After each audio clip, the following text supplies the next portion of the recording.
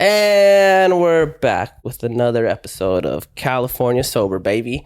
Today, we got a special guest. He is an MMA fighter, currently looking for a new promotion. His last 3 fights, I believe, right, were under Gladiator. Yep. Gladiator challenges, right? Or Gladiator challenge. I actually never really heard of the promotion, but I've seen some of their stuff after I talked to this guy. They seem pretty all right, you know. He's 2-0 right now, right? 2-1. 2-1. 2-1. 2-1. Fucking 1 knockout, 1 TKO. His last fight was decision. Okay, I don't think I saw that on your record. Maybe just whatever was on whatever site. Yeah. But decision. This man was a lifelong wrestler. Kind of no striking experience, but still fucking knocking people out, which is fucking dope, bro. Because you know me, I love the striking. Welcome to the show, Chris Sherwood. Thanks, dude. Chris Sherwood, bro. Thanks for having me. Yeah, dude. So fucking Chris, bro, take us along your journey, bro. What got you into martial arts? I always wrestled, you know, and I'm always fighting, like either it's a bar fight or, you know, just always fighting. And I seen Gladiator. These guys were my wrestling coach 1 year in high school. And I seen that they had a show coming up, and I was just kind of interested, like, you know, what I got to do to fight. And they're like, shit, sign up. So I signed up, went out there. It's a crazy feeling, like unmatched feeling. It's hard to explain when you get in the cage and there's 100, 200 people there watching you, you know. Nobody wants to lose in front of a crowd like that, you know. So I did it, and I loved it. I loved the adrenaline, loved everything about it. So then I got more serious. I made some T-shirts. I got people, you know, buying T-shirts and buying more tickets, and I got 25 sponsors, you know. So my town's big but small, so a lot of people know me, you know. The word gets around. So then my second show came, and then that was a good one. Then my last show, the one I lost, I didn't do a weight cut right. I lost 17 pounds in 2 days. God damn. Yeah. That's crazy. Yeah. That's all water weight. So I went in there like I knew, like, I wasn't feeling very right. You know, I wasn't very strong. But, you know, I'm there. I got to fight. So the guy that I'm fighting, we were supposed to fight at 2:05. Well, he showed up late to the event. And mind you, this is his hometown we're fighting in. So he kind of has like hometown advantage. Yeah. So he showed up late. Didn't weigh in. He was for sure like 230, bro. What were you weighing in at? 205. I made weight. Oh, yeah, I like lost 17 pounds. Yeah. That's a big gap, bro. Huge. And his teammate, the one I fought first, was like 226, and I was 205. He didn't make weight. But in that situation, when I'm there and I have all these people watching me, what am I going to say? Oh, I'm not going to fight you because you're overweight. You know, so it's kind of like, you know, a double-edged sword. And I fought, you know. So I went and fought this last guy, and I lost. But we went all 3 rounds. I was hitting him, you know, but there was no muscle behind my punches. Like, there was depleted. Yeah, I just had nothing. Well, after the second round, like, my dad, because my dad's my cornerman, and he's like, dude, you're doing good. He's like, you know, keep your hands up, you know, just kind of coaching me through it. And I'm like, Dad, I can't feel my legs. And he's like, I was like, did he hit me? Like, you know, when you get hit, kind of rings your bell a little bit, but he never hit me. So it's like, I don't know why I can't feel my legs really. Well, I'm like, rounds up. You only had 30 seconds, you know? So I get up. Then here comes the third round. Well, I really can't feel my legs now, bro. Like, I don't know what the fuck's wrong with me. And, you know, I'm not thinking like, oh, there was a weight cut. I'm just like, I don't know what's wrong with me. And it's not like I was out of breath or anything. Like, I just couldn't, like, I didn't have no strength in me. And my dad's like, you're doing good, man. You won the first 2 rounds. Let's get this third round. So we go out there. I hit him with like a barrage of punches up on the fence. And then that was like the end of my tank. He ended up taking me down. And I was kind of just blocking punches, like just on the ground. I couldn't get up. He didn't really do much damage, you know. So at the end of the fight, my dad's like, stand up. And I'm like, Dad, I can't. I'm fucked, dude. Like, I couldn't breathe. Like, every time I took a deep breath, it was like hurting my chest. I was like, something's wrong, Dad. And he's like, you have to stand up. You're going to win right now. You have to stand up. And I'm like, I can't. I just was fucked up.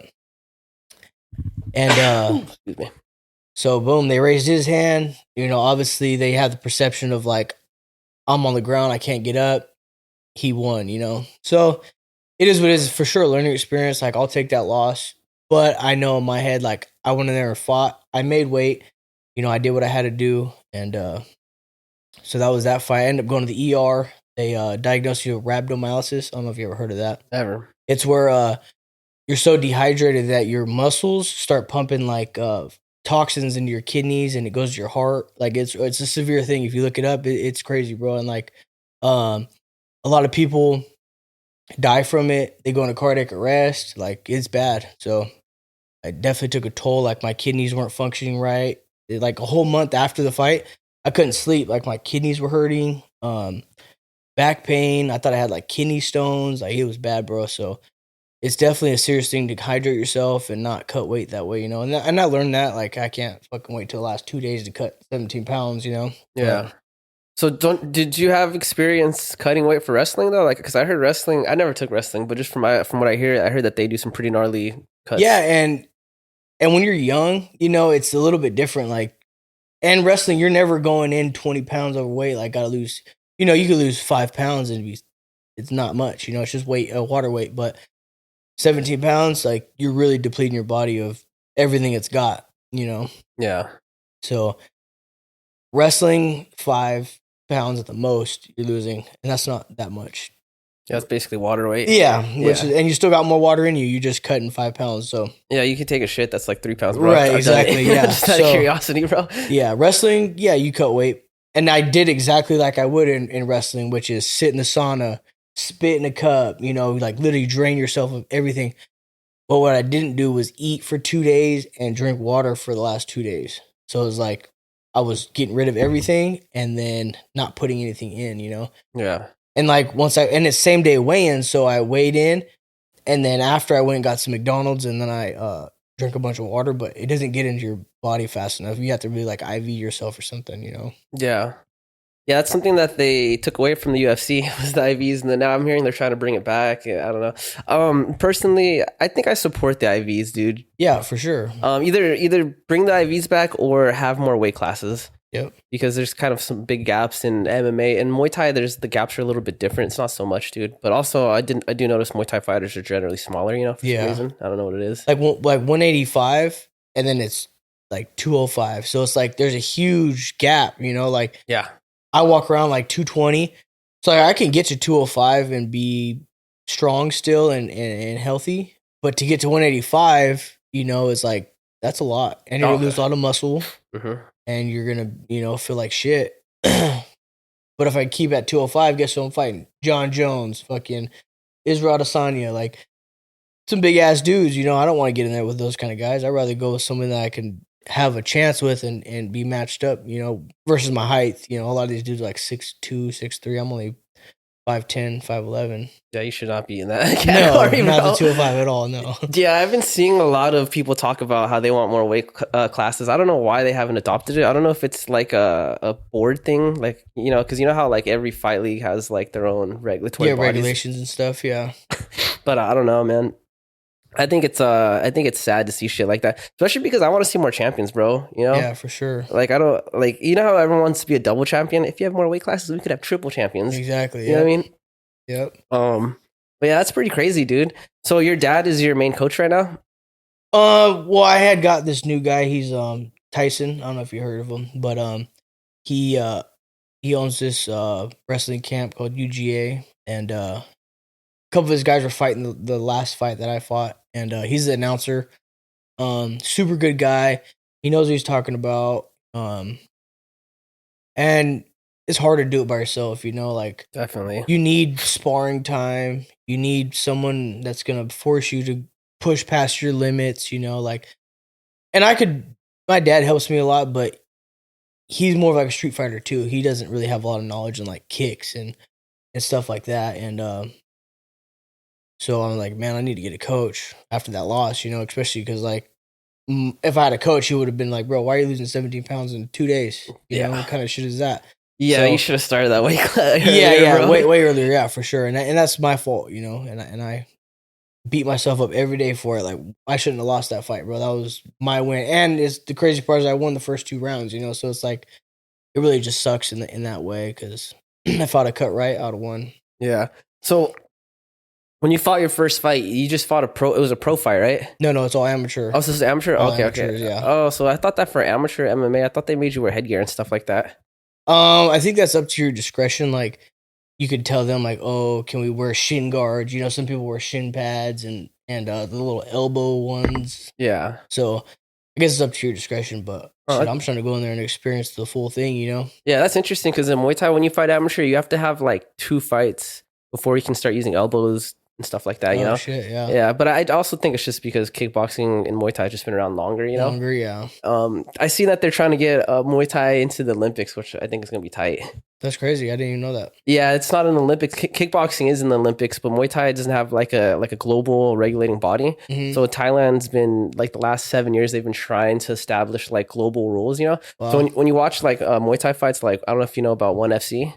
I think I've heard of that. So you'll hear them talk about it's either global rule set or like traditional rule set. You know, Mm-hmm. and so they're trying to adopt this new. I don't really even know the difference, to be honest, bro. But anyways, I just think it's cool because I want to see that on the big stage.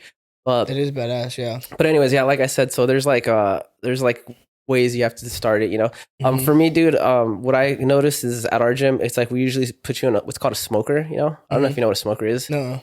So a smoker, it's kind of like a mock fight. It's basically a fight, but you're not supposed to knock each other out. And you're using in Muay Thai, you're using big gloves, 16-ounce gloves instead of like 10 or 12s. And then you're supposed to win off technique, you know, points. You can TKO them, but if you knock them out, then it's kind of like they just raise both hands. Once you get like 1 or 2 of those in and you're comfortable, then we get you into amateurs, right? Your first fight will be no elbows, no knees to the head. After about 2 of those, then you take off all like your shin pads. You can do elbows to the head and all that shit, you know? Oh, wow. So you got to kind of work yourself up to bigger stuff. Right. And then you go into your pro fight, you know? And that's how it is with Gladiator and like most amateur fights is like no elbows and no knees to the head, but you can knee to the body. There's no like small joint locks. Like you can't do like an ankle lock or like a wrist. You got to do like knee or elbow mostly, you know? Yeah. Do you know any submissions? I know a few. The problem with me is like I'm always trying to muscle into it. I'm not real good with like flowing, like, oh, let them put themselves in that position. I'm always just trying to fucking muscle that shit, you know? So, you're trying to force it? And that'll like gas me out a little bit or my forearms get all tired, you know, from fighting it. But like I know a Kimura, rear naked choke, guillotine, arm bar. I don't know any leg locks. I know the head and arm triangle with the legs. Pretty much it right there. Yeah. So. Yeah, I mean, with your foundation, though, you probably just want to, like, punch people in the face. Yeah, for sure, yeah. I saw some of your 2 fights that I did see. I was pretty much like you got into the ground and you just pounded them in. Right. Which I fucking like the most anyways. Yeah, like, I love that. I love that feeling. And, like, the last fight I lost, this is where, like, it replays. Like, I literally had a head and arm choke. Yeah, you're just too tired to sink it. No, it was the first round. I had it. And I wanted to pound this fool's face in, you know? So it's like, I let that go because I was just wanted to fuck him up. But I didn't know I was so depleted of energy when I'm hitting him. It's doing damage, but these hits should be knocking him out when I'm my normal self. You know? So I should have took that head and arm and just got the finish. Yeah, it's experience, man. You'll get there, dude. Yeah, I mean, you've only really been doing MMA for like less than a year now, right? Yeah. So you got a lot. But dude, honestly, I feel like your growth has been pretty quick, bro. Fast, yeah. Yeah, you just kind of just went into the fire, bro. So there's definitely something to that, you know? And that's just how I am with everything in my life, pretty much. Like, I'm all the way in or I'm not doing it, you know? I'm never like playing with it. No, I'm like gonna do it or I'm not gonna do it, you know? Yeah. So what's it like training at an actual gym now? Like, do you feel like, do you compare your levels to your teammates and stuff like that? Yeah. I see like my disadvantages and my advantages, and then I'll work on my disadvantages, like the stuff that I'm more weak on. Mm-hmm. But a big part is like my knee. Like, I'll give up a takedown because like my knee's in a bad spot, you know? So my coach is like, don't let him take you down. And I'm like, coach, my knee is not right. If he puts it a certain way, it doesn't feel good. I just go down. Yeah. And I'll get back up. You know, that's not a problem. And training with other people is real good, actually. It helps, you know? and getting hit, you know, blocking hits. Like I didn't do that before, really. You just ate it? Well, no, like I didn't train with anybody, so it's like that's not something I was doing. I wasn't sparring a lot, like getting prepared for my next fights. So I wasn't going through those steps, and you really need them. It's really important. Well, dude, like, did you see that Volkanovski fight with Islam, the second? Yeah, I seen that one. I think that his performance had a lot to do with the fact that he didn't have a camp, you know? I mean, he took the fight like 10 days, no? 10 days, bro. Yeah. And he says he trains hard all the time, but there's a difference between being like a fight camp, and then just training hard. Training, yep. Because like, I think you really got to get in that mindset of like, oh, I'm about to kill someone, you know? Yeah. And you got to be put in danger like consistently, you know what I mean? Sometimes I go to class, dude, and I'm just like, you know, I'm just trying to chill. I'll be smoking weed before class or whatever, you know? Yeah, I'll just go in smooth and not. Yeah, you're just going through the motion, you know? But it's like, if you have a fight coming up every single day, you need to be put in danger, you know? You need to have your brain like ready to just fire those synapses and thinking of different ways to get out of things and how to attack differently, you know? And that's like a thing with like sparring with people is like, it's hard for me to go 50%. Like I'm either punching you all the way or like, I don't know where the happy medium's at. And a lot of these places, like when they spar, like people get mad when you hit them too hard and it turns into something. So like me, I'm like, I don't know that yet. I need to learn that. I need to learn how to spar. Control. Yeah, and control. Technical. Yeah, and it's just like I'm just like always going at you, so it looks like I'm going a lot harder than I actually am. You know, I'm not hitting you with all my power, but I'm always pushing forward. And when I get you on the cage, like I'm gonna hit you. You know, so it's hard for me to navigate through that. Yeah, it's definitely something to learn. Yeah, I think part of that too just comes from training. You know, it's like once you train for a certain amount of time, it's like you start learning how to be more technical, and sometimes you also got to let them work because they're there to work too. Unless you're in camp, that's when it's like you're there to rip everyone's head off. You know? And well, I mean, the guy that I train with, we're about the same weight. And he's fighting March 30th. Well, this was last week when we were both fighting, so we're both fighting. You know, we're both going hard. You know, we're pushing each other to that limit. I like those days, bro. Yeah. That's what I like, bro. As of late, bro, I've been spending more time sparring than drilling or hitting pads. I think I've seen a couple videos of you sparring and stuff. Dude, I literally spar for like an hour a week now, dude. That's good. Pretty much minimum, dude. It's pretty tight, dude. I enjoy it. I mean, I don't know. I'm not going to say that's the best way to go about it, you know, but I think like, especially for you, because you're still like kind of new to it. Maybe I think technique's probably the better way to go, you know? Yeah. But dude, I just love sparring, dude. I just like being a brute, you know. I like to just fight, like even if I get hit, like. And my coach always tell me like, you don't want to take damage. You don't want to take damage, like. Yeah, you don't though. And I get that, but look at the toughest guys in fucking the UFC, bro. Yeah, Justin Gaethje, fucking Max Holloway, Dustin Poirier, you know, like Chandler, bro. He takes crazy damage, Chandler, bro. yeah. Still comes at you. And it's just like they're tough, bro, and that's why they're the champs. Like, they're just fucking tough. It's not recommended for CT though. No. Yeah, dude. I'd maybe just work more defense and head move. I think for MMA, head movement is super important, bro. With those small gloves and like just any shot can put you out because it's like just the distance and range. I think head movement is definitely something that is every MMA fighter should look towards. You know, and that's what my coach is really teaching right now. Like stick and move. Like he wants me to get in with my jab and get off the line. My jab, get off the line. Like so, that's something we were definitely working on. Like. Because me, I'm just standing there and I'm just punching the shit out of you, you know, and it's like, you got to move your head. You got to move your head. So that's where the learning comes in because I've never boxed or anything before, you know.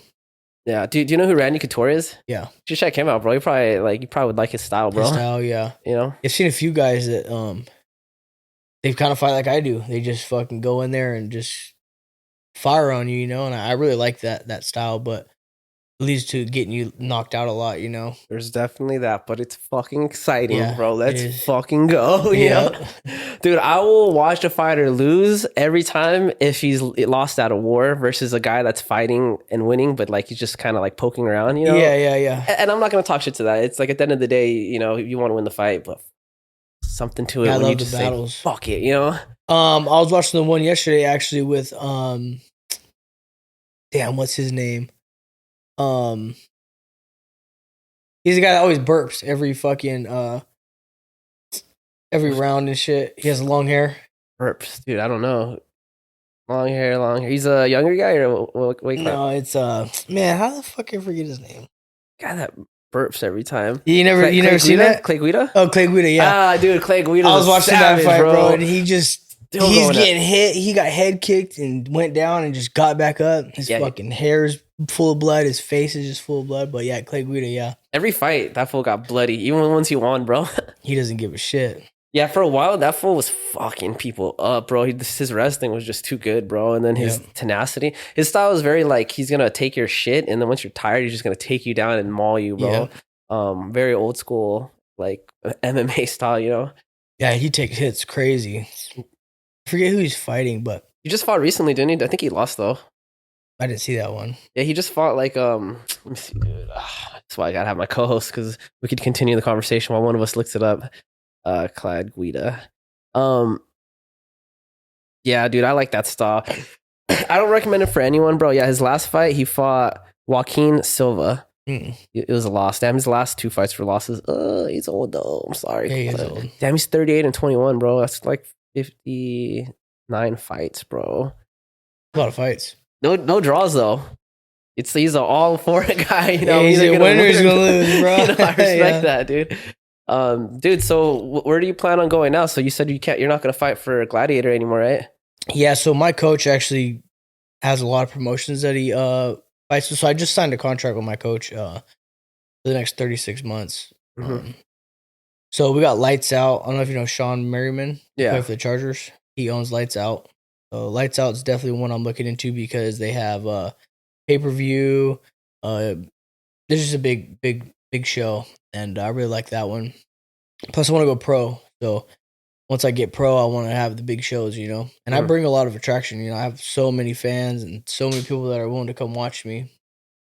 So Lights Out. They have some other ones called Cage Wars. You've heard of Cage Wars? Yeah, Cage Wars is a big one. Yeah. So I don't know. I'm gonna feel it out.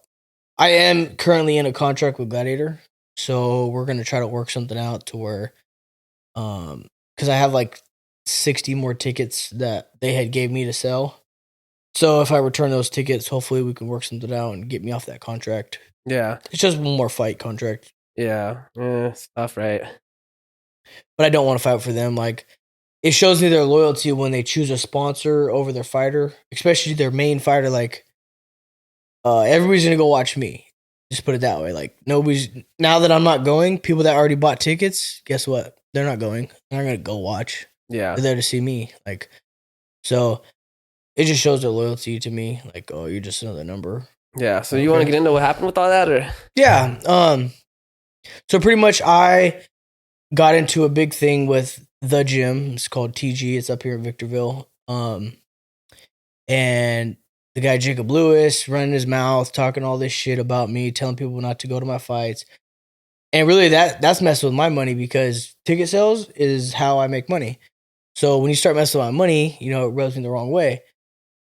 Well, long story short, I don't support them. None of that. Like, I won't represent them in any way. Well, Gladiator allowed them to sponsor the event.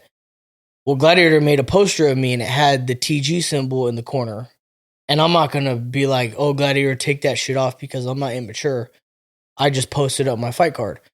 Well, then the owner of the gym's wife commented on my photo because it had the gym logo. And she's like, false advertisement. We don't support you. But it's like, first of all, we don't follow each other. So you're going out of your way to look up my name and then come on my page and talk shit. So it's like, obviously I'm going to defend myself. So I pretty much let her have it. I was just talking hella shit to her. We shouldn't have nothing to say about that. Well, I get a call from Gladiator, the owners of the people that are doing the fight, and they're like, hey, just coming at you.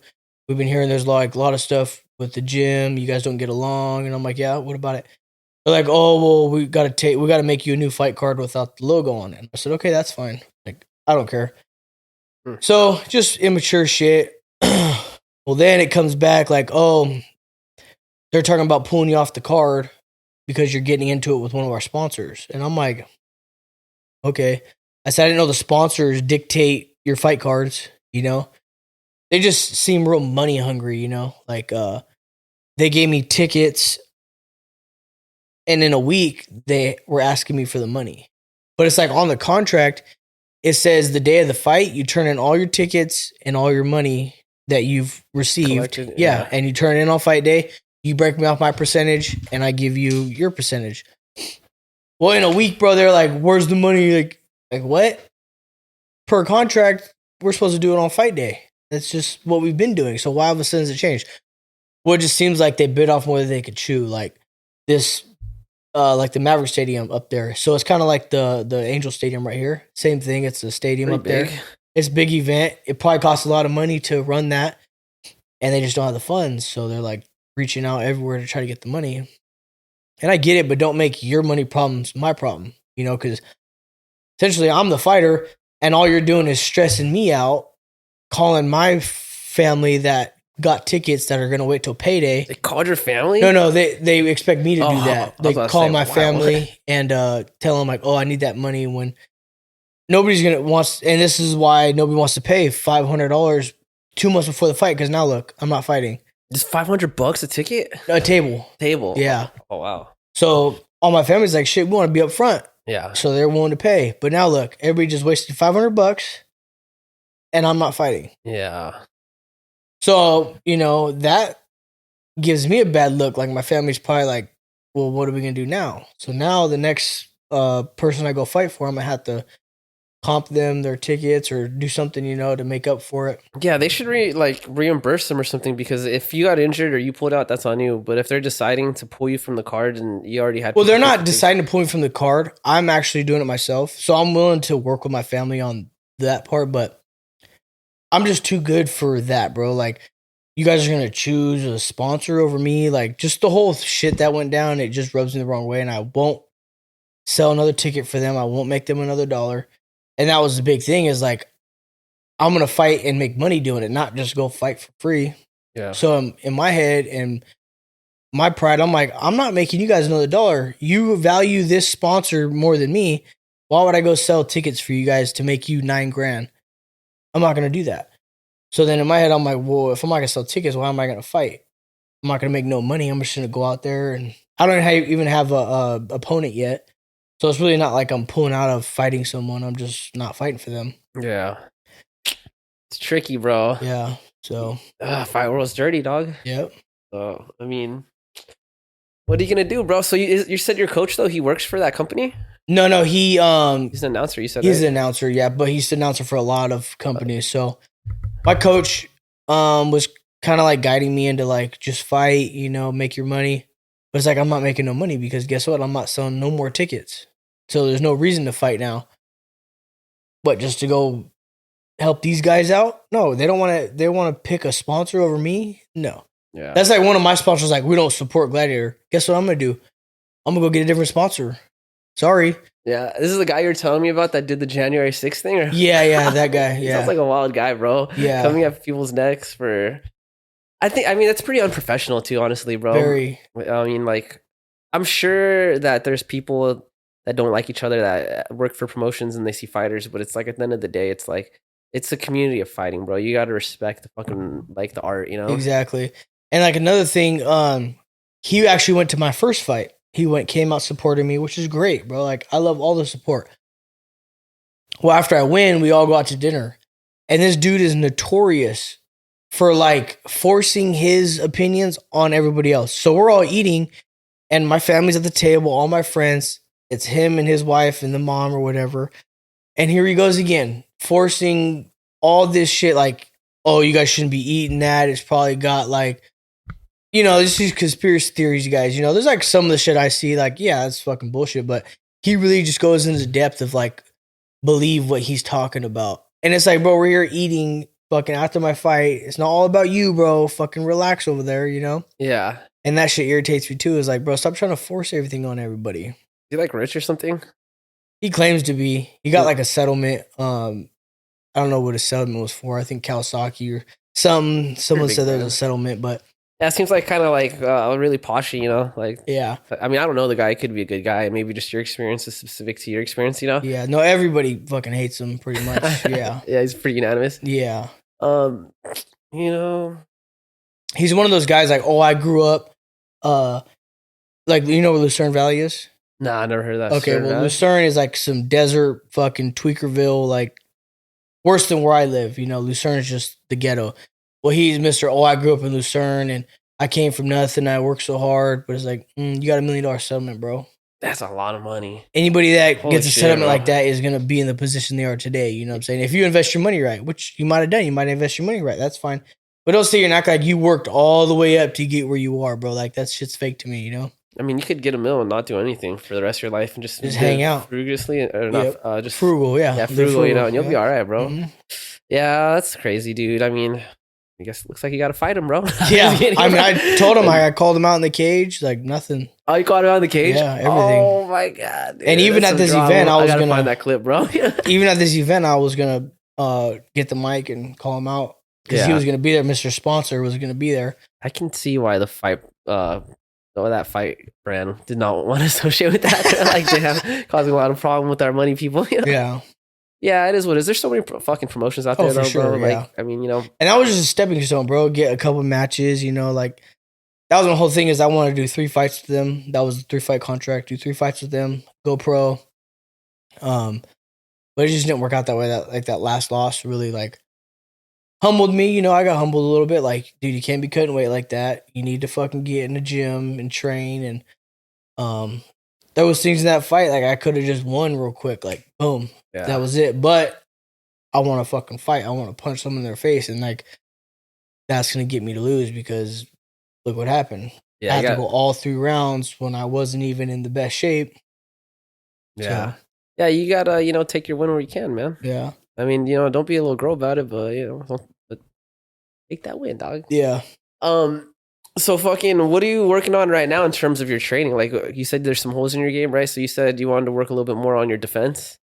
Yeah, defense for sure. Like head movement, checking kicks. Oh, it's a good one. Yeah, checking kicks is a big thing.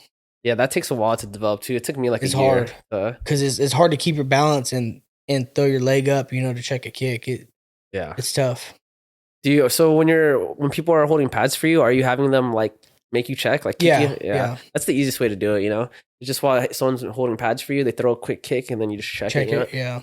Sparring is a lot harder to learn it. Yeah, for sure. It's coming at you with some heat. So and you're fast. Like, everything's moving. Yeah.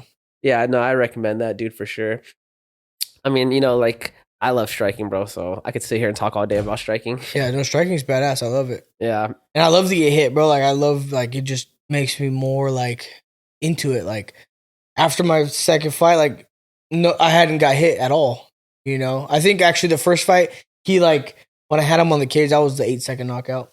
He like grazed my head right here, but like nothing, like And even this last fight, like I really didn't get hit. Like I'll send you the videos. Like the last round is where he was like on top of me and like punching me.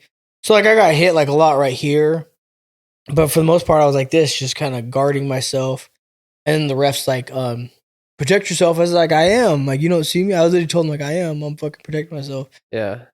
So not one time have I really got rocked. Like got my head wrong.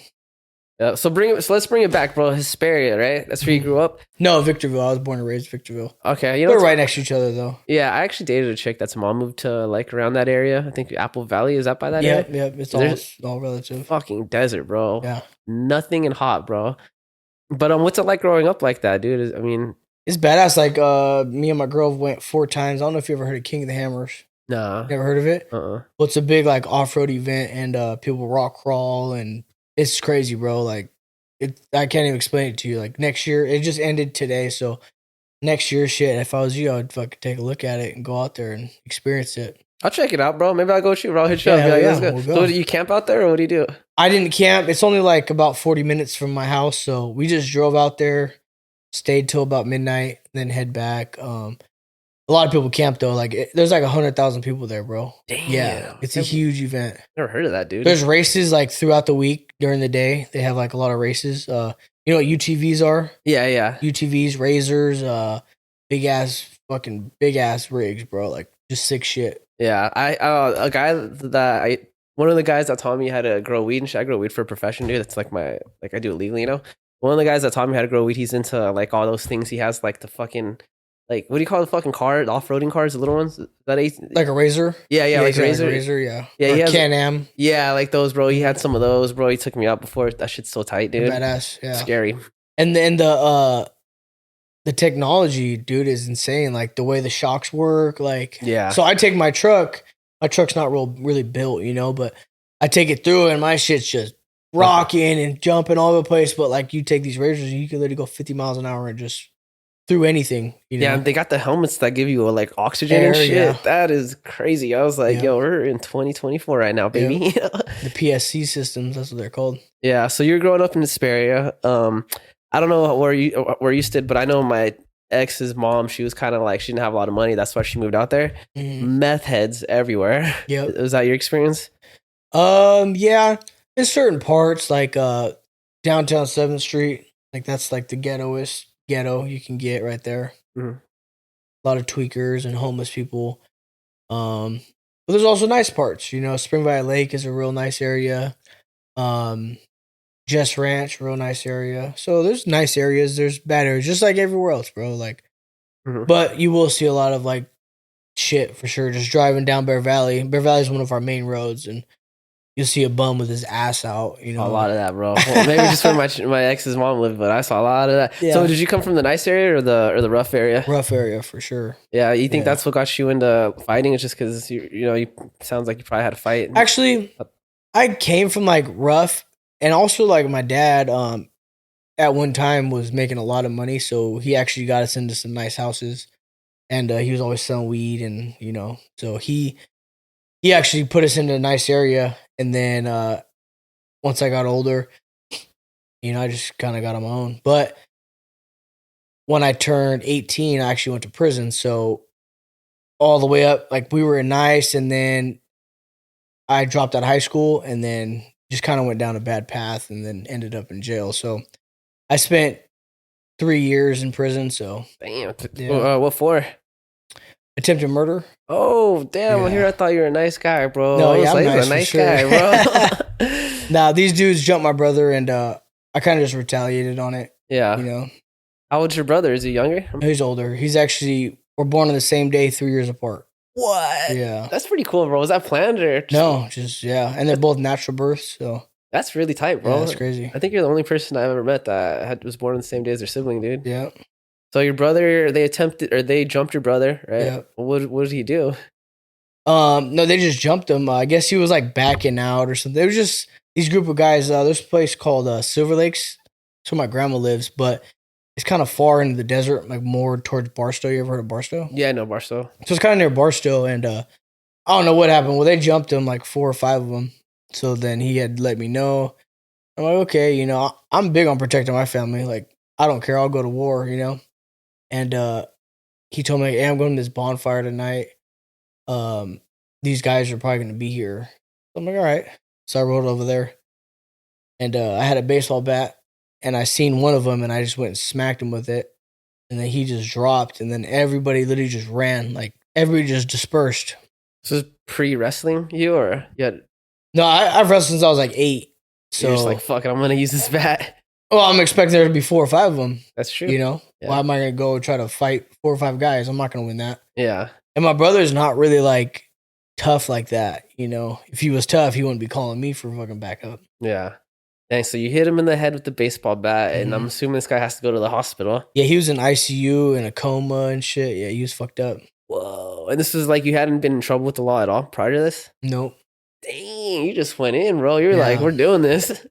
Well, young you don't think of consequences, Like, I never experienced jail, so it's like you don't know what you're looking ahead at, So I just do something, and then there I am in jail. Yeah. What was it like? What was your experience being locked up? The first like 6 months is tough, bro. You want to go home. You don't want to be there. You're like, you're going to court. You don't know. Like, they offered me, I think 15 years, my first time in court. And that'll make you sick, bro. Like 15 years in here. Yeah. So I had a lawyer. He was trying. Well, he had ended up promising me like, oh, we're going to do 2 years or something, right? And I'm like, shit, that sounds better than 15. Oh, yeah. Well, then after like 5 months of having him, he just like, I don't know, he just fell off. He never came back to my court dates. So then. Was he a public defender or was he? No, he was actually, a lawyer? I don't know if you ever heard of Steak and Shake. It's a place up there that like a restaurant. Oh yeah. I thought it was a law thing. I was like, no, Steak and Shake is like a restaurant, and he owns it. And my mom worked there, and he's a lawyer. So it was actually like pro bono. He just did it for free because I think that'd be like a pro bono case, like 1 or 2 every year or something. I don't know how the lawyer thing works, but so he just assigned himself to my case and was helping me. Well, then ended up just falling off. I'm like, fuck. Now I'm stuck with a public defender. And I'm thinking the worst. Now I got a public defender, bro. They're the worst. They don't help you at all. Yeah, they don't care, bro. No. Well, I had a pretty good public defender in the past, but just hit and miss. Yeah, most of the time though, they're trying to get it done. Yeah, and they're probably trying to be a DA themselves, so they don't really give a fuck about you. Yeah. So then they end up giving me 5 years at 85%. So I signed that, and I already did like a year and a half in county. And I think that is a 2-for-1 days or something. You get 2 for 1. Yeah, when you're in county. Then when you go to prison, though, no more. Nope. So then I ended up going to Solano State Prison, way up north, like probably 8 hours, like near Sac. And honestly, state is way better than county, bro. Like, you get a TV, you get fucking a CD player, like... CD player, whoa. Dude, yeah. This is back in the day, dog. You get a CD player, and I mean, it makes it a lot easier for sure, I'm assuming it's cleaner too, right? Is it cleaner or not? I only been to county. Yeah. County was dirty, bro. Well, were you right here to LA? I was in Orange County at Maine. Oh. I only did like 3 weeks. That was it. Yeah, the counties are pretty shitty. The one county I was at wasn't really bad. San Bernardino County? Yeah. Wasn't that bad. West Valley's dirty. CNC's dirty. Maine was walking dirty. Nasty. So I used to have like all these piercings, dude, and so they'd make you take them out, right? This is when I was like, I just turned 18 when this happened, dude. I was a little emo kid, but my fucking one of my piercings got infected, dude, just from being in that environment, probably from touching shit and maybe touching my face, dude. But it was just like that shit swelled up like crazy, bro. Oh damn. Yeah, I had to like fucking like treat that shit, bro.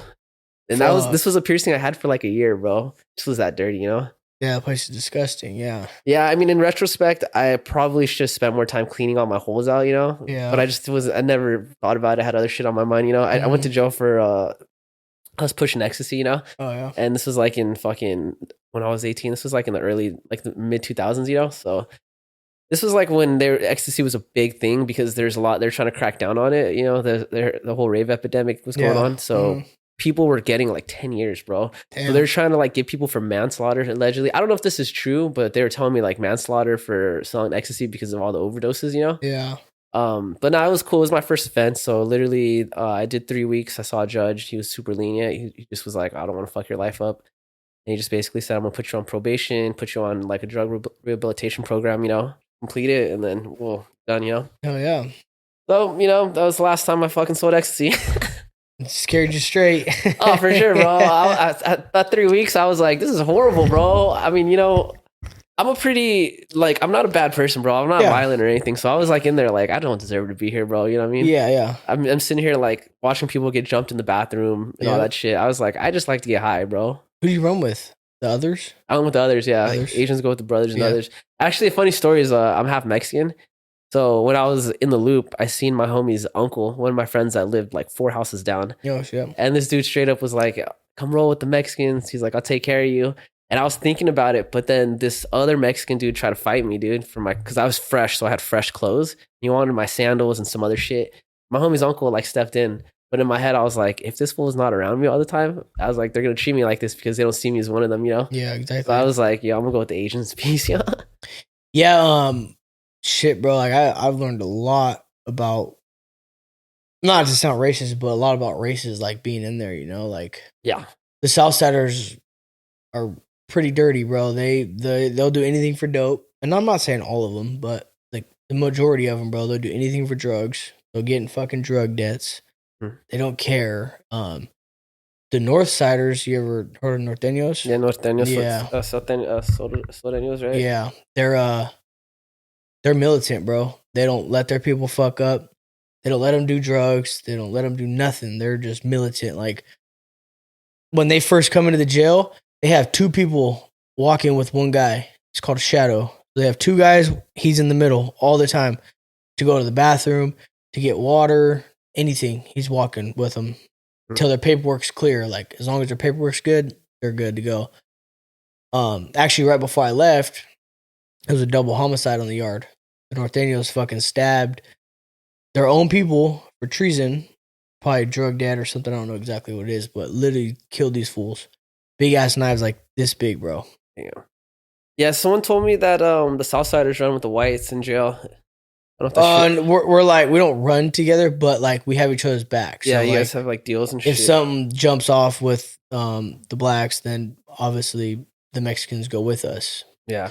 But a lot of the times the Mexicans will put us in fucking positions where it's like, what the fuck, bro? Yeah. They're in a drug debt and they want us to have their back. Like, it's all fucked up. But jail is really not like it used to be, though, bro. Like, they're trying to flip every yard, integrate it, which means put the PCs on the yard with everybody.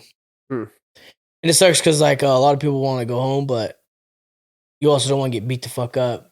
So you're forced to beat up the PCs, and then guess what? You're sitting in the hole for 30, 60, 90 days. It's a fucked up cycle, bro. Yeah. I like how they do jail in Europe, bro. You seen that shit, bro? It's like a vacation, dog. You don't even have to wear a jumpsuit. It's like it's open door policy, you know? Well, so, and it's like way less violent, I guess. I don't know why. People just come back for fun. Yeah, it's the same thing in like Mexican jail, bro. Like they're all just together and they hang out. I mean, I don't know what the deaths are like that. There's no numbers that I looked up, but it's actually only California with these politics like this. Really? Like Utah, like it's all just together. Yeah, nobody does that. It's literally only California. I wonder if it's just because California is so diverse, though, dude. You know? Yeah, and like dudes were going to like Arizona jails because California jails were so full. They were sending them to Arizona. Well, dudes over there, they don't politic, so it's like the white boys that were coming back were literally getting beat up because they're eating with the blacks or like hanging out with them, and it's like I'm not against that, bro. Like, I play basketball with every race. It doesn't matter who you are. Like, it's just a fucked up position. Like, you're going to force us to be this way or we're going to get stabbed or beat up. It's kind of fucked up. Like, yeah. So have you gotten in trouble since then? Jail time? Yeah. I went to jail for one night after all that, but it was street racing. Yeah. Dickhead cop. Put you in jail? Yeah, bro. But in Victorville or? Yeah, impounded my car. That's crazy, bro. Yeah, it was actually funny, though, because the cop that pulled me and the homie over, we weren't even street racing. I just seen him, and I seen the homie, so I started fucking with him, like, riding his bumper. So he ended up taking off. Well, then the cop was, like, on the left of us, but it was an undercover. He literally jumped out in, like, basketball shorts and, like, a T-shirt, and then as soon as he pulled us both over, and then went to a back and changed real quick into, like, his like, work clothes. So then he's like mad as fuck at us because we're street racing.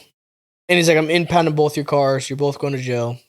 So I started being a dick to this fool. I'm like, man, fuck you, bro. Like, it's right before Christmas. You're going to take our cars and put us in jail. At least do one or the other. Like, just send us to jail and let someone pick our cars up, or take our cars and let us go home. Well, the other cops came. There was like 4 cops that came. And they pulled us to the side and they're like, well, they actually put us in the car, and then the cop came and talked to us. He's like, he don't know the penal code to a 30-day hold on your guys' car, and we're not telling him. So he's not going to be able to put a 30-day hold on it. They're just going to take it forever or what? No, the 30-day hold, you don't want a 30-day hold, because a 30-day hold is they force it to be in there for 30 days. You have to pay for it. And you have to pay every day it's in there. So as soon as we got out of jail the next morning, we went and got our cars. And the people at the police station were pissed. They were like, no, there's a 30-day hold. And then it doesn't say, and they're like, there should have been a 30-day hold on this shit. And we're like, no, we need our cars. So it was only like $200 to get our fucking car out, rather than it was probably like $5,000-$6,000 for 30 days. I even worth some cars, bro. Yeah, just keep the motherfucker. Dang, Victorville, bro. Yeah. Y'all be playing with people. Yeah. The cops out there are douches, man. I've met some pretty cool people in Victorville, like the community, but I mean, I'm out there just chilling, just on vacation or whatever, visiting. Cops are wild, bro. Like, one time I got pulled over and I had my music playing or whatever, and then he's coming up to I see him in my mirror coming up, and he's got his gun drawn on me. Dang. And I look at the one, like, what the fuck's your problem, dude? And he's like, He's like, I said I couldn't hear you. I had my radio up. I was turning it down. So he pulls me out the car, and there's a chick with him, like doing a ride along. So he obviously trying to show off for this chick. She a baddie? No. But I was like, look, bro, you're trying to show off for this fucking chick right here. I'm like, you're a bitch, bro. He's like, oh, I'm a bitch? I'm like, yeah, you're a bitch. Like, fuck you. You're drawing your gun on me? So then he was trying to act all hella cool or whatever. I'm like, bro, don't talk to me. So he ended up giving me a ticket for modified exhaust and no turn signal. You have no turn signal? You didn't have turn signals? No, I didn't turn my signal on when I got over. That's what the reason he fucking pulled me over. Wow. That's crazy, dude. Yeah. So have you ever thought about like doing like kickboxing matches or anything to kind of like sharpen those tools? No, I don't know. I just like to fight like fists and everything, you know, just brawl. Yeah. I've been looking into those bare-knuckle fights. That shit's tight, bro. I'm so for that, dude. They have are you talking about the bare-knuckle fight, just the fist, or are you talking about like because they have bare-knuckle MMA now? And just the fist. Yeah, that shit's tight. That shit's blowing up, and I'm super happy for all that. I see the fighters getting paid good. I've seen a lot of UFC fighters that kind of like, I feel like the UFC's gone so big. It's like you have your star power for however long, you know, and then they kind of just push you to the side to see who else is bigger. Yeah. And so I'm seeing a lot of these fighters that had a hype, like moving on to like BKFC, you know, and then they're like becoming the stars over there, you know. What's that one fool's name? I'm spacing on his name. He's so fucking funny, dude. With a fucked up nose. He just fought Luke Rockhold. No. Oh, it's gonna kill me. Mike Perry. Oh, Mike Perry, yeah. He's doing great in bare-knuckle, dude. And I know he had like he fell off real hard at the UFC. I didn't know he was in bare-knuckle. Yeah, he's the champ right now. Yeah. Dude, he's defended it like 4 times. I think he's defended it the most right now. That's just crazy. Them fools are just getting fucked up. Bro. Brutal. They're getting cut up like the first round, bro. It's so crazy. You gotta see your knuckles just split and shit open. Bro, when Mike Perry fought Luke Rockhold, he broke like all of his front teeth in like the second round, dude. Oh my God. He's a sad, and you know what's crazy is Luke Rockhold versus Mike Perry in MMA. I think Luke Rockhold wins, bro. I just think he has more skills. You know, he has like better. His kickboxing is better.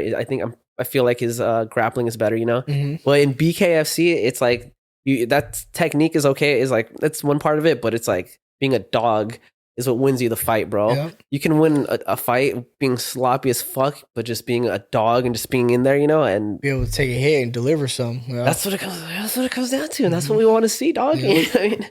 So yeah, Mike Perry, he's doing great in BKFC. Who's that? What's the MMA bare knuckle fighting? It's fucking that guy from Florida. Oh, he fought Cody Covington, and then he lost, and then Colby Covington, and then he hit him like at like some bar or something. Fuck, I think he's Puerto Rican or Cuban. Or hey, Masvidal. Oh, Masvidal. Yeah. He's got a MMA promotion where it's all bare knuckle. He does? Yeah, it's like just brand new. They just had like 2 fights, I think. So you should check that one out. Maybe definitely check it out. Yeah. You follow it on Instagram? Yeah, I'll send it to you, dude. Yeah, send it to me. Yeah. They actually have an event coming up real soon, dude. Yeah. Maybe they'll see this and then you can sign up with them. You know, be your first pro fight. You know, that'd be dope. Bare knuckle too. Yeah. So I mean, what else? I mean, what else do you want to share, bro? What's next for you, dude? Just want to make it to the top, bro. Make it to the top. Actually, I have an interview with BNSF on Wednesday. Yeah. That's cool. So this is a cool way to prepare for it, you know? Yeah. Have you ever done like a podcast or interview before? No. Was it kind of like weird with everything? No. I'm pretty outgoing, bro. I'd talk to a lot of people, bro, like especially trying to sell tickets and yeah. You know, I just gotta fucking mingle. I feel like the lights is what kind of trips people out, dude. Yeah, that doesn't bother me at all. Yeah. All right. So But do you know what BNSF is? No, I never heard of him. No, it's railroads. The railroads? No, I never heard. I don't know BNSF. BNSF. You never heard of the railroads? Like I know what railroads are, yeah, but I never heard of that. Oh, that's who I have an interview with. To fight? No, to work. Like it's I thought to fight. I was like, no, I got an interview with them. It's actually really big. Like they still have a pension. It's hard to get companies with pensions nowadays. Yeah, full benefits. Make pretty good money. Yeah, well, I know the railroads they're going through a whole issue because they're cutting funding, and then they went on strike for a while, and then they agreed to give better benefits and hire more people because But from what I pay attention to the news mostly because of the podcast. Because sometimes I run out of shit to talk about, so then I'll just pull current events, you know. Mm-hmm. But one of the things they were fighting for, they weren't even fighting for more money. They just wanted time off, bro. Yeah. So the railroad companies were making the workers work when they were sick, and they were giving them like 1 sick day a year, dude. Yep. And so that was a whole big ordeal. So because of the strike, they agreed to start hiring more people. So hopefully. So actually, before I went to jail, I wanted to get in the railroads. Well, once I got out, they didn't hire felons. Yeah. They didn't allow you to work if you're a felon. They just changed it or what? So yeah, now they have equal opportunity. A lot of people have changed to that because a lot of people went to jail for dumb shit, bro. Like marijuana, bro. That was a big thing. Yeah, I mean, people going to jail for shit, they don't deserve it, and it just ruins their life. But I could say though, a lot of people make excuses like, "Oh, I have a felony, I can't get a job." Bro, I've had literally 30 jobs. Yeah. I've worked everywhere. I've worked in all the industries. I'm a welder. I'm a mechanic. I can do everything. So it's for someone to use a felony as an excuse is wild. I have a strike, first a violent strike and a felony. So it's I'm the percent that doesn't get a job, but I'm going to get a job no matter what. Yeah, well, I think it's also the way you present yourself, dude. Just from talking to you, I wouldn't have thought that, you were that guy. Yeah. If there's certain people that you look at them and you're like, this fool looks like an inmate, bro. You know what I mean? Like a fucking long inmate. Yeah. Those people I can see, it's going to be rough. A rough life for you, man. Yeah. You got your head shaved and you got tattoos on your face and shit. And then if you're talking foo this, foo that, I'm like, all right, good luck, dog. Yeah. You go pick up fucking a trade or something because you're not working in no office, dog. No. Yeah. Yeah, but my girl's pregnant right now, so. Oh, I was actually gonna ask you if you got a kid or anything. Yeah, no, she's actually pregnant right now. So we have our first doctor's appointment actually on Wednesday. So I'm hoping I can make it after my interview. And stuff. It's exciting, bro. Yeah, super exciting. I'm excited. So you don't even know the gender yet or anything, right? Well, are you hoping for a boy? I keep having dreams, bro. It's a boy, it's a boy, it's a boy. So visions. Plus, all my sisters have all girls. So it's bound to happen. It's bound to happen. My sister Mandy, she has 2 kids. Or she has 1 kid and 1 on the way. That's a girl. My sister Caitlin, she has 2 girls. Who else has a girl? My sister's boyfriend, so her baby daddy, his sister is having a girl. It's everybody's just having girls, You just feel like it's in the air. You're like, this has to be And I keep having dreams. I mean, I wouldn't mind a girl, Yeah, healthy kid, Yeah, but...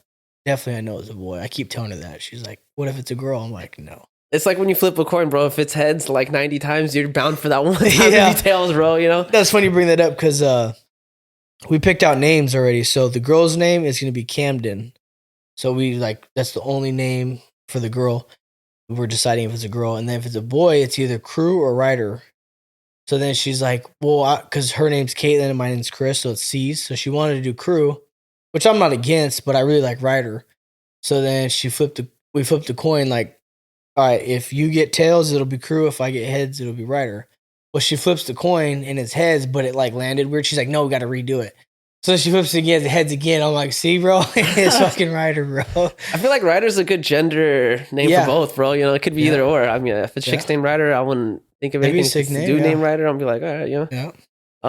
If it's a dude or a chick, are you gonna put him in martial arts or anything? For sure. I literally send her videos of little dudes fucking punching the bag and shit. Yeah. Yeah, he'll be in that shit at 2 for sure. Yeah. If I can't make it, he's gonna make it.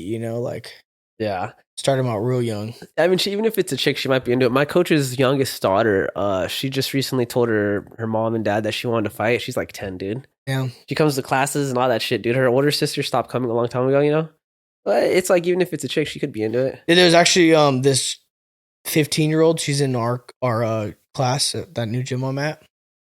Bro, she is so good at jiu-jitsu, bro. Arm bars, and she's just good at it, bro. They pick it up, bro. She is real good. She's gonna be a star, for sure. Yeah, bro. All of our kids that I've seen come into the gym, they're their athletic abilities and their ability to learn is just crazy, bro. They're this one chick we had, Jade. She was training with us for a while. She was doing tornado kicks and shit. Damn. And that's how she would warm up. And I was she was literally 12 years old, dude. Damn. Yeah. So definitely it's a good skill to get into. The reason I think I'm so good at kicking is because I started Taekwondo when I was in elementary school, You see, you guys have that flexibility. My hips don't fucking go that way, bro. To try to lift my leg up. Gotta stretch, baby. I know, but everyday stretch, dog. Try to do the splits. There's actually a machine you can get that forces you to do the splits. Really? Yeah, there's the easier way too, though. You could get someone. I'll send you some videos of like stretches that I used to do. Nowadays, I don't even got to stretch, bro. My legs are just up there, bro. That's crazy, yeah. Yeah. Yeah, I played basketball for a long time, bro. Like, I'm really good at fucking basketball. And that shit, man, it keeps me tight, like, or like I'm forced to stretch because, like, my legs are all creaking and shit. My hips are all hurting. Knees, bro. Sciatic. Yeah, bro. Basketball's not good on the knees, dog. And also my ankles. I've rolled them so many times, like high ankle sprains, bro. My ankles are always like puffy, like they got water in them or something. I don't know, but yeah, my ankles are fucked up. My knees fucked up. So what's your relationship? My bad, I'm jumping back and forth, bro. I'm sorry, dude. It's just You're good, bro. yeah. What's your relationship with your coach at your new gym, dude? Like, I know for me, dude, my coach is like my best friend, dude. He's like I wouldn't say best friend actually. He's just like a mentor, like father figure, you know? Yeah, yeah. I know you're still new to everything, so do you have like a relationship like that with your coach? We're building that for sure. Like, I respect him, he respects me. Like, there's not a lot of people I'll listen to. Like, that's just how I am. Like, if I don't feel like you got anything for me, I'll tune you out, you know? And I'll hear you, but guess what? One ear out the other. If I feel like you don't have the knowledge that I'm looking for. My coach, he's always like, let me see the other side of things. Like, I'm really always stuck like in one way, like how I was raised. Yeah. Especially like my dad, he's like one of my coaches, you know, like he taught me to live a certain way. Like if someone disrespects you, we take action, you know, and it might not be the best way to think, but it's just how I was raised, bro. And it's hard to, if you're raised one way, it's hard to get out of that lifestyle. So my coach, on the other hand, he helps me out a lot and he'll let me see the other spectrum of things, like especially going into this, these fights with this promoter, and he'll be like, look, just fight, make your money, and then we'll move on. But I told him the other day, like, I'm not fighting for them, bro, because guess what? All I'm going to do is bring them people and money. Why am I going to do that for someone that has no loyalty towards me? So he understands like where I'm coming from, but he really wanted me to fight this so I can get that boost. Like, it's my hometown. My people are going to be there, you know. But it's just not worth it to me. Like, yeah. I think the relationship you have with your coach and your teammates is pretty important, bro. Like the most positive people in my life are the people from my gym, my coaches, dude. It's like they're always encouraging me to do, like even this podcast when I first started doing this almost a year ago, you know, the first people that were listening, that were my guests, they're my coaches, people from the gym, you know. Yeah. And like I've had the same friends since I was like a kid, bro. You know, I've maintained those relationships since I was like, 5'10". That's not to say they're bad friends, bro, but it's like they're just the type of people where if I'm having a bad day, I break up with my chick or something, they're like, let's go to the bar, let's go fucking do drugs. I like that shit. It's probably something I shouldn't be doing, you know? Right. Versus my coach is going to be like, hey, dude, come to the gym. Let's fucking, help me out, do this, help me with that. They're trying to make sure that you're staying on the path. Positive side of things. Where you're not going to get in trouble, dude. Yep. And aside from that, it's like, they help me out so much mentally, dude. It's like they understand like how I think and they know like my habits and they're like, hey, you're doing this wrong, dude. Or I need to tell you this, you know? I think that's super important, especially like, even if you're an adult, bro, you can always learn and you can always like improve things, you know? Oh, for sure. Yeah. So a lot of room to grow. I hope you get that relationship with your coach. And I feel it coming. Like we're still new, but you know, like he's super cool. He's fucking, it's funny because he always tells me like he was exactly how I was, or he's exactly how I am when he was your age, my age, you know? And he said that he had to go through all this to learn where he's at today. So like, I respect someone that knows what I'm feeling, why I'm mad, why I'm upset. Like he understands all that, but he's also trying to give me guidance to how to alleviate that. But I pretty much told him like, dude, it's not a good thing to go in a fight when your mental's not there. Definitely. That's number one, dude. If your mental ain't there, bro, you're going to go in there and lose in front of everybody. And I'm not going to have that. Not saying I'm going to lose, but my mental is not right now. Like I'm so mad at the promoters. I'm so mad at like all the haters. I don't want to deal with it. I'm like, I'm good. I'll fight for someone else. I'll get a belt somewhere else, you know, like I'll be good. Yeah. Oh yeah. Back to bringing it back to the belt. So you got the belt for Gladiator Challenge, right? Yeah. Pretty cool, dude. How'd it feel? It feels good. Yeah. I love it. Sitting in my room, just hanging up right there. Yeah. I definitely want to get more belts though, you know? Yeah. I hope you do, bro. I want to get down to like 185. That's my goal weight. Yeah, you're walking around at what 204 or something? No, I'm walking like 220. Woo, bro, Yeah. You're a big boy. Yeah. That's a lot of weight to cut, dude. I know. Jeez. I feel like once I like, if I'm like, I pretty much lose all like the majority of my fat, I'll be at like 205. Like I could be comfortable there. Yeah. And then I'd have to cut to 185. Like if I completely ate lean and like, you know, I'd be like 205. Yeah. Like right now, I was supposed to fight this fight at 230.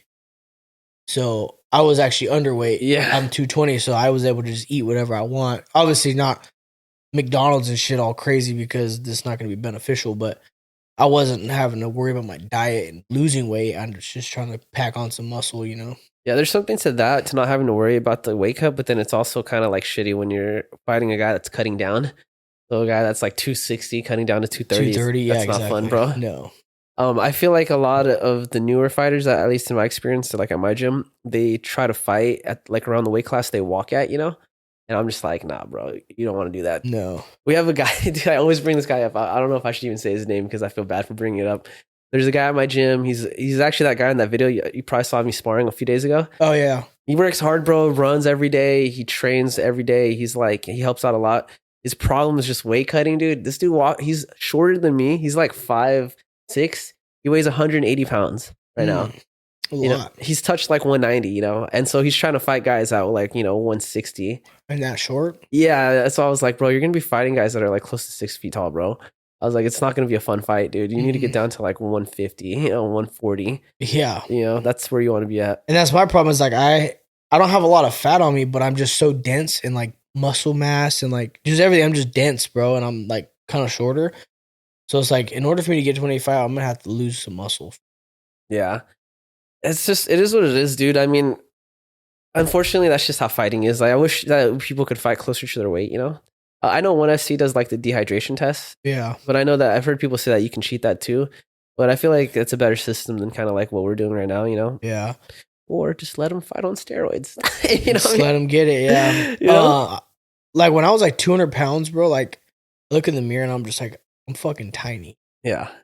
Like it literally fucks with your head. Like you don't want to be tiny, bro. But like, you got abs though. Is that nice to have abs? Yeah, it's cool, but I'm like looking hella small. I'm like, fuck this. It's beneficial though when you get smaller though because you're lighter. Your cardio improves so much, dude, just from losing weight. You know, not having to push around so much weight. Yeah, and it's cool, bro. You're faster. There's bringing back to the steroid thing though. I just saw a thing on the internet. I don't know if this is true, but there's a billionaire going around that's trying to start a promotion that allows steroid use. What? Yeah, just juice up and come fight. Yeah, it's funny because he posted that, and then someone commented. One of my friends was like, "This is what having money's supposed to be like." Damn. Yeah, so we'll see. I wonder if he gets it going. I don't know. That's gonna be hard because it's like I think it's like a regulated thing, right? It would have to be like I think amateurs or something. I think they don't test for amateurs. I've never seen anyone test for that. No, they don't test for where I'm at. Yeah, so I think only once you get to pro level is when they start testing. But the USDA or whatever. But didn't they just take that out of UFC? Yeah, they took USADA out, but then they have a new governing body. It's the same body that does the NFL and NBA. So they just replaced it with another company, which I think is better because USADA was kind of like nothing against USADA, but just I heard stories about how they would come to fighters' houses at like 5 a.m, like the week before their fight. They just come test them, just to randomly test them, and it's like, bro, this guy is. He's dehydrated, right? He's tired. He's probably been, training till late, and then you're gonna come fuck his sleep schedule up to test him. Like that's crazy. You could wait till like 12, 1. What's the difference if the test is gonna be the same, bro? Yeah, call me and tell me to come in. Yeah, so that's one of the problems a lot of people have with USADA. So I'm for it, bro. Let's see this new company. I'm for the steroid use though. Just because that was the golden age of fucking fighting is when you had like Uberim and fucking what was that dude that fucked up Bisping's eye?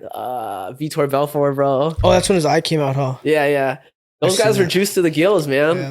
And there's some rumors going around that these Russians are fucking getting juiced out in fucking Dagestan. Yeah. They're like in fucking rural areas, like in the mountain where you can't get to them, The rumors, they go over there, they get their steroid use, and then they come back once they've cleared that shit, Damn. I believe it, bro. Russia's like fucking the doping capital of the world. You saw what happened with the Olympics, right? Yep. So I believe it. Anyways, dude, so anything else you want to add? What's coming up next for you, bro? So you're looking for another promotion, right? You said Cali Wars, right? Is the next one you want to go do? No, Lights Out. Lights Out. Okay, my bad. I'm sorry. I talked about a lot of shit. Lights Out, bro. Hopefully to see you at Lights Out. If you do have your last fight with Gladiator challenges, I'll try to make it out there, dude. Shoot me a DM. I will not fight for them, so yeah, don't count on that one. But definitely like a Lights Out, or that's down here too. I don't know about if it's in Anaheim, but it's definitely down here. Closer to me? Yeah, for sure. Okay, let me know, bro. I'll grab some tickets, bring some friends. And yeah, bro. That's the best support right there. Yeah, dude, network and meet some people out here that fight and stuff. Oh, yeah. All right, Chris. Thanks, dude. Thanks for having me. I appreciate you big time. Yeah, you want to plug in your IG or your gym or anything, dude? Mr. Handy HD. That's my Instagram. Mr. Handy. I'll put a picture of it right here. Boop, boop. Thanks, dude. Anyways, as always, fucking stay cool, stay high, stay humble. Stay humble. Sign yourself up for a fucking gym and meet some fucking dope people. Some fighters. Bye.